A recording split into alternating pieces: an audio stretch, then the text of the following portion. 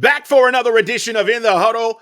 Carl Dukes put him up along with my man Brian Baldinger. And look who's joining us as he does on a weekly basis, guys. And we look forward to it because Nick Kostos breaks the games down for us from another angle. And of course, that is the betting angle.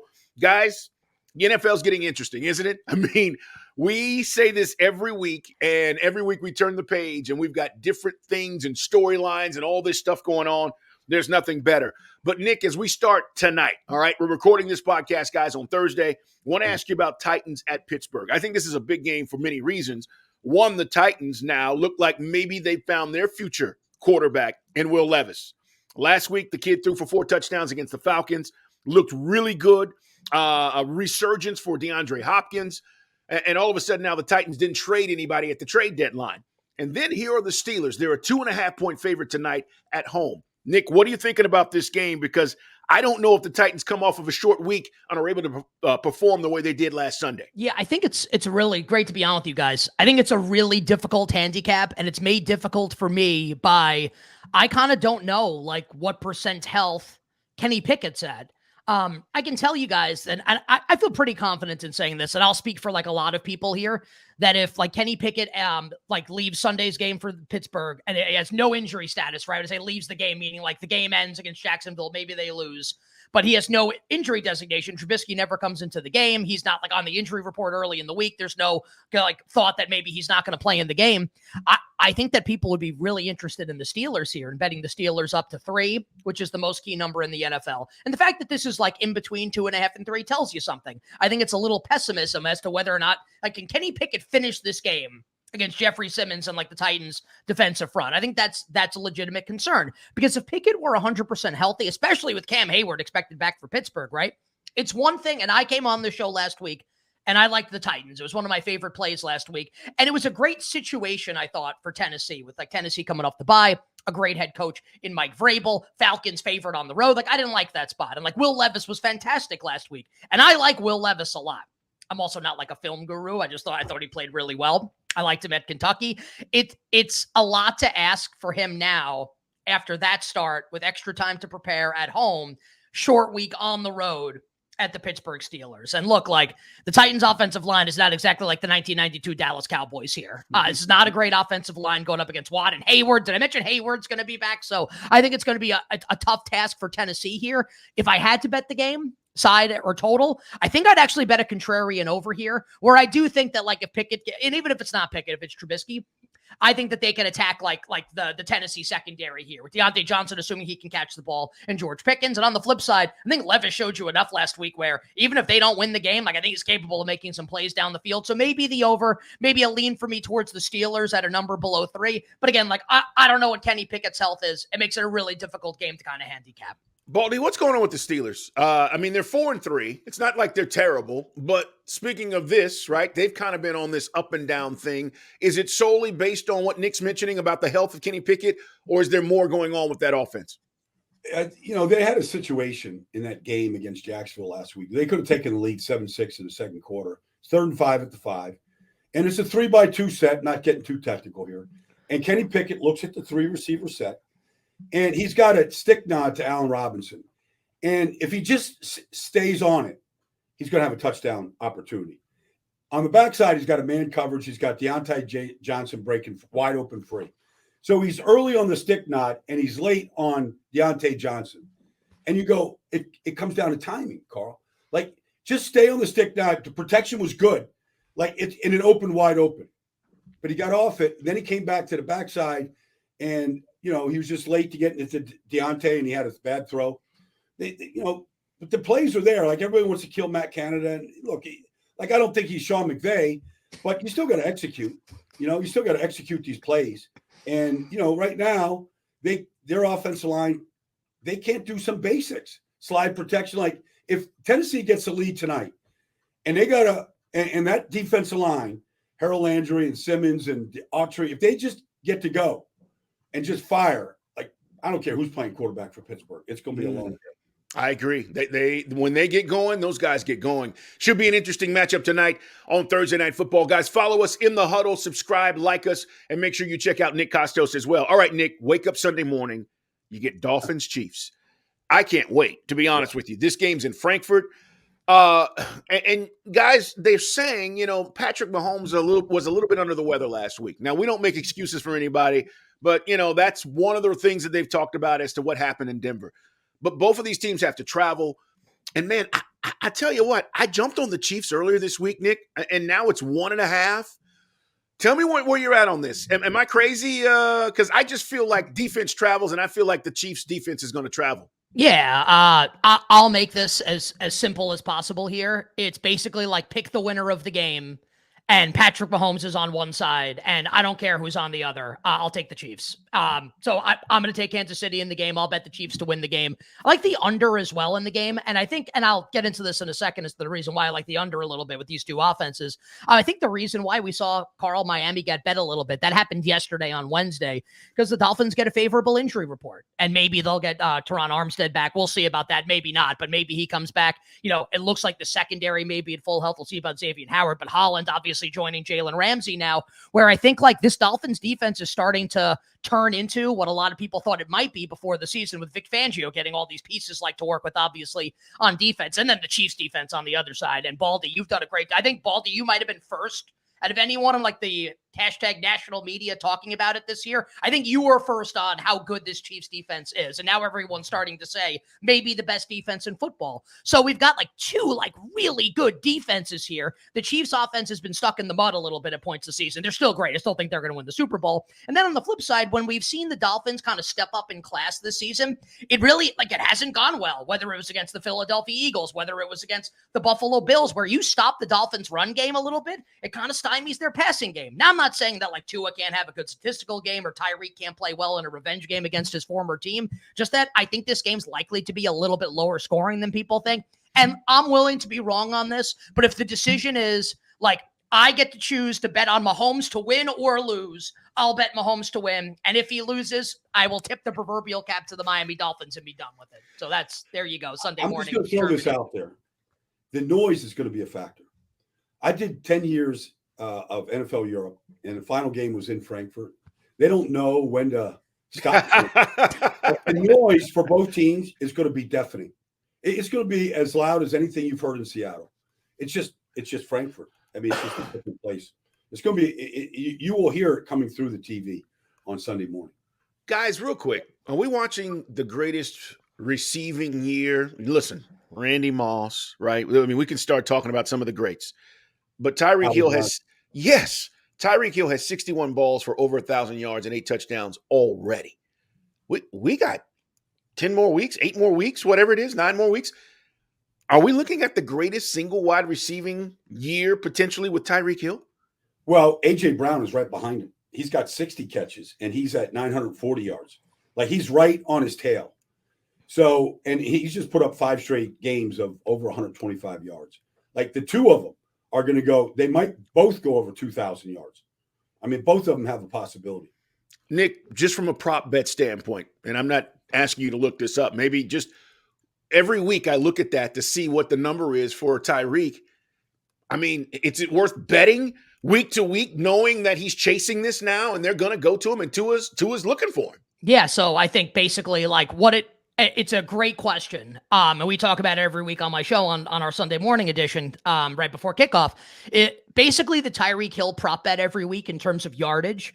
It's basically like, yes, no, will he have 100 yards receiving? Like it's like 98.5, 99.5. And like that's what it should be. And A.J. Brown is now starting to be lined, not exactly the same as Tyreek, but like generally a player of A.J. Brown's caliber. And like Devontae Smith is always kind of like, and Goddard and like the Eagles offense is kind of weighed Brown down a little bit where it's not a commentary on A.J. Brown, who's obviously like unbelievable. Just that like the Eagles generally spread the football around, and Brown will have some games where he's a dud or Smith where he's a dud, etc. Now Brown is starting to be lined similarly to Tyreek Hill, where last week A.J. Brown's like 91.5 receiving yards. So last week I didn't lose either of these bets, but I'm thinking like, okay, Patriots are going to try to take Tyreek away even without Christian Gonzalez. Not that they can. I just prefer Jalen Waddle in this spot. I played Jalen Waddle over. And then last week, Devontae Smith receiving yards prop was 49.5.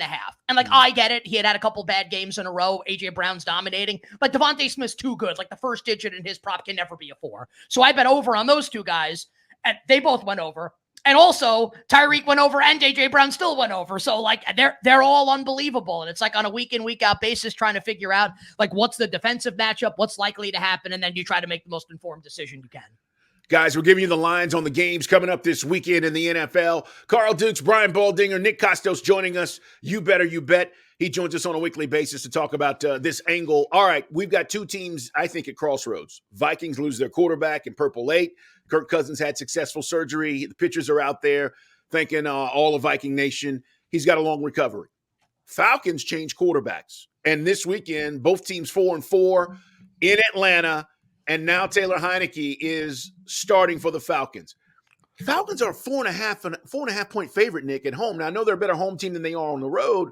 But what are we thinking here? Because Jaren Hall is starting, at least what we know right now, for the Vikings. Well, I will say that maybe it'll be toxic groupthink here if I like the Minnesota Vikings in this game. Sorry, I can't deal with it. Maybe he's a nice guy and a good coach. Maybe we'll go to the playoffs. Also, like I can't deal with Arthur Smith. I can't handle it. By the way, that's an Arthur Smith quote for those who don't know. That he said that a couple of weeks ago about toxic groupthink. Last week. Yes. Like, yes. Oh yeah. Right.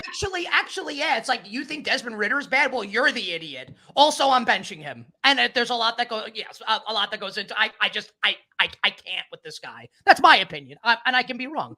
All right, so this game is fascinating, right? So we think, and Carl, I love the way that you kind of parse through that question, right? And you're 100% right. We think it's going to be Jaren Hall. I think the word that's been used is the Vikings are, quote unquote, preparing Jaren Hall to start in the game. Also, they traded for Josh Dobbs. Also, they're 4-4. And like, if Cousins hadn't gotten hurt, this is like the favorite with a bullet to be the 7 seed and make the playoffs in the NFC. And the defensive start, Flores is doing a great job. I think that the Vikings, like, they think they can probably go for it here. Now, if the wheels come off, they may just, they kick the can down the road and maybe try to get a new quarterback for next year. We can have that conversation down the road here. But I think, like, if the first quarter is over and Jaren Hall's like 1 of 7 for like 6 yards and an interception, like they're gonna pull him out of the game. They're not going down with that chip. Like they just traded for Dobbs. I think Dobbs will come in, right? So I think it kind of makes this game like a little difficult to handicap. Now I thought we would get a little bump once for Atlanta. Once it was a fit, because look, like on Monday when Arthur Smith says, "I'll tell you on Wednesday," like that, like 100% of the time means a quarterback change is coming. Because otherwise he would have announced on Monday Ridder were starting. Like, why would you wait to announce that? So, like, I think we knew Heineke was going to start, but then it's official on Wednesday and nothing happens in the betting market. So I'm curious if, like, today on Thursday, tomorrow on Friday, if, like, Kevin O'Connell comes out and says Jaren Hall is starting on Sunday officially, I'm curious if Atlanta gets bumped up here a little bit. I would want to step in and play the Minnesota Vikings if I were able to acquire a 6. And I don't want to like bog you guys down like numbers analysis. Just that like 4.5 is a dead number. Like games are never going to land 5. It can happen, but it's statistically very unlikely. 6 is kind of like the next number up here. I'd be interested in taking the Vikings at 6 against Taylor Heineke. I don't know if we're ever going to get there. Honestly, this may be like a great live betting game where, first quarter, Falcons are up 7-0. Jaren Hall gets pulled. In comes Josh Dobbs, and maybe a live bet Minnesota. I think it's a really tough game to handicap before the game starts for that reason. By the way, Baldy, we'll get into this more, but the whole, Kirk Cousins situation, I'm looking at the marketplace. I don't think there's anybody out there that's better than Kirk Cousins that they could go get. Right now, Carl, he is tied for the league 18 touchdown passes. I mean, the defense really struggled early. And then, you lose the best receiver in football, Justin Jefferson. All of a sudden, Jordan Addison picks it up, KJ Osborne. Like, he's been incredible. They lost their left tackle. They lost their left guard. I mean, they had all these injuries up front. They couldn't run the ball. They had Kirk Cousins. Like, he has been absolutely outstanding. And it's a credit because 1-4, like that crypt is so deep. Like, and here they are, 3 in a row, and he's been the biggest reason why. Yeah, totally agree. All right, another game that I'm absolutely anticipating that's going to be very entertaining. Seahawks at Ravens. Ravens at home. Ravens are a 6-point favorite, guys, in this game. Why? Nick Kostos, why? Is it just home field, or is it that Lamar and company are playing that? Well, I thought this number would be 3, 4, maybe, like you just talked about. 6 at home against the Seahawks? Yeah, I will be totally honest with you guys. This game kind of like breaks my brain a little bit.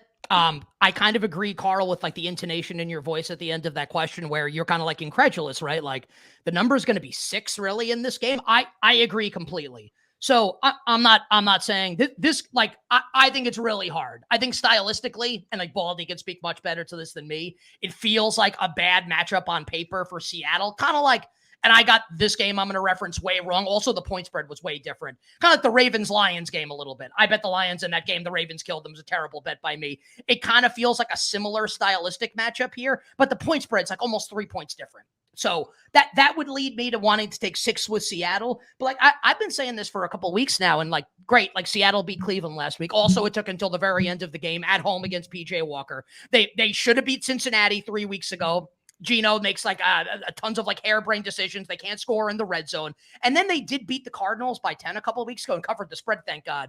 But I mean, like, I watched that game. I bet Seattle. Like, this is a team that like self-inflicted, and they've got a lot of good young players, and like they're on the ascent, and they trade for Leonard Williams. I'm not like banging on the team, just that I think they're a little hard to trust. So I would only bet Seattle in this game. I would need 6 to do it. But like, come Sunday night, if you told me this was like 31-14 Ravens, I would not be surprised. This is one game where like I don't have a lot to give you guys here. I'm probably not going to bet it. Worth noting, though, the total did get bet up yesterday from 43 to 44. So I think like bettors are expecting this to be like a little higher scoring game than the market indicates. Makes total sense. I still want to see how this shakes out. We've been talking a lot about Seattle, Baldy, and their progression, and the Ravens look really good. It's a tough test for the Seahawks to go on the road and play this Ravens defense. All right, somebody's got to win, guys. Is it going to be the Giants or is it going to be the Raiders who fired their coach? And I go back to the beginning of the preseason when Baldy and I were talking on In the Huddle about Aiden O'Connell. And we were talking about how good this kid looked. And now all of a sudden, apparently he's starting on Sunday. And I'm looking at this number, Nick, and I'm going Raiders at home, 1.5 point favorite. They just fired their coach. We've seen this happen, right? Where teams just respond. I don't know if that happens, but the Giants are much more of a mess, I think, on the field. I could be wrong about that. I just look at where they're at right now, and I think the Raiders come out with new quarterback, and O'Connell plays well, and they do enough to win this game. That's where I'm at. I think I'm on the Raiders this week. Am I crazy? No, I don't think you're crazy. And look, like we'll see if Andrew Thomas and Evan Neal play in this game for the Giants. Both practice in a limited fashion on Wednesday. Like they need both those guys back with Daniel Jones back in the lineup. But like Max Crosby could just wreck this game single-handedly, and like that could be the story of the game. Like that could easily happen. I will tell you, I'm a Giants fan, and I was sick at the end of the game, which is neither here nor there. At the end of the game on Sunday, I was all set. Before Monday Night Football, almost like no matter what happens in the game on Monday night. And I was hoping that the Raiders would, also because I bet on the Raiders to cover the spread and they should have covered. Anyway, I was hoping that the Raiders would put forth a better effort so that I could get a good number with the Giants, right? I get 3 with the Giants. So that doesn't happen. And on Tuesday, prior to Mark Davis firing Josh McDaniels and Dave Ziegler and Mick Lombardi, I'm like, Giants money line, Giants just go in there and win the game. Like this is dead team walking, dead coach walking. It's obvious to anyone right now that's the situation. So I guess like in theory, I should like the Giants more because here comes Giants linebacking legend Antonio Pierce, who like made it obviously in 2007 was one of the best players on my favorite team of all time. Antonio Pierce and Aiden O'Connell and Bo Hardigree, who like was described in an NFL, and maybe he's great, but like I think Ian Rappaport of NFL Media described him as like a highly regarded Adam Gase assistant, and I like almost fell out of my chair when I read that. But anyway, so I guess like I should like the Giants more. It actually makes me like them less because I don't know what this is for the Raiders on Sunday. Maybe you get that dead cat bounce, right? Maybe that happens and you get an inspired effort, or maybe they're just absolutely brutal and the Giants wax them. Daniel Jones is going to be back for sure in this game. Full practice on Wednesday. If like we get further into the week and the offensive line is going to be back for the Giants, even without Darren Waller, I'll still bet the Giants to win the game on Sunday. But like, I don't feel as good about it. I would have felt a lot better if it were McDaniels and Garoppolo, like the actors at play in Monday night's disaster against Detroit, than this new set of circumstances here with Pierce and O'Connell. By the way, tell me you didn't like what Brian Dable had to say about how that game ended and what his decision making was. There's no way around it, right? That was absolutely terrible.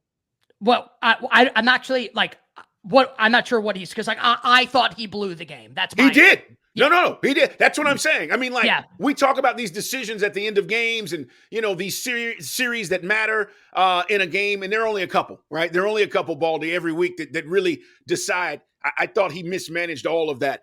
Guys. Can I just throw something in there on that? And like, just like on Dable, like, my opinion, watching football for 30 years, like I thought Dable last year in his in-game management, like as a fan watching games, and I think like I'm like smarter than the average fan. I'm not saying I'm like the smartest person, but like, you do this for a living. I thought he made like so many great in-game decisions last year. And this year, I don't know if it's like he doesn't trust the line or whatever. Like he's getting it all, in my opinion, getting it all. And I still like him getting it all wrong. Like why is Gano on the roster? Like, why is he kicking if everyone knows he's hurt? If like Giants beat reporters after he misses in the first quarter, like, well, actually he's hurt. Oh, okay. Why is he active? Like, if he's hurt, why are you sending him out there to kick a 30? Like, it's not Justin Tucker or Adam Vinatieri. It's gimpy leg Graham Gano. Like, enough. Get the first down with Saquon Barkley. And then like in overtime, I'm sorry, but like in overtime, like you have to defer. Like, you're not going to get a first down with Tommy DeVito. You're going to punt, and the Jets are going to have a short field, and now it's sudden death. Like, I almost feel like that's the more egregious decision. You kick and play defense, and maybe you tie, and that's how it should have gone. There you have it. Let me just throw out a prop bet in this game for you, Nick. I believe the Giants' defense will outscore the Giants' offense. I think Wink Martindale is cooking up a game plan where Aiden O'Connell has no idea who's coming at him. I know they lost Leonard Williams this week, and that's a big loss, but Dexter Lawrence he can handle the duties inside. I just think the defense is really good, and it was last week against the Jets outside of one play to Breece Hall. I think that it's going to be difficult for the Raiders. All right, I got to ask you about the Cowboys and Eagles. Highly anticipated game, 4:00 window on Sunday. Eagles are 3-point favorite. They're at home. Cowboys coming off of a very good win for them. Dak looked good, but it's the Rams, guys.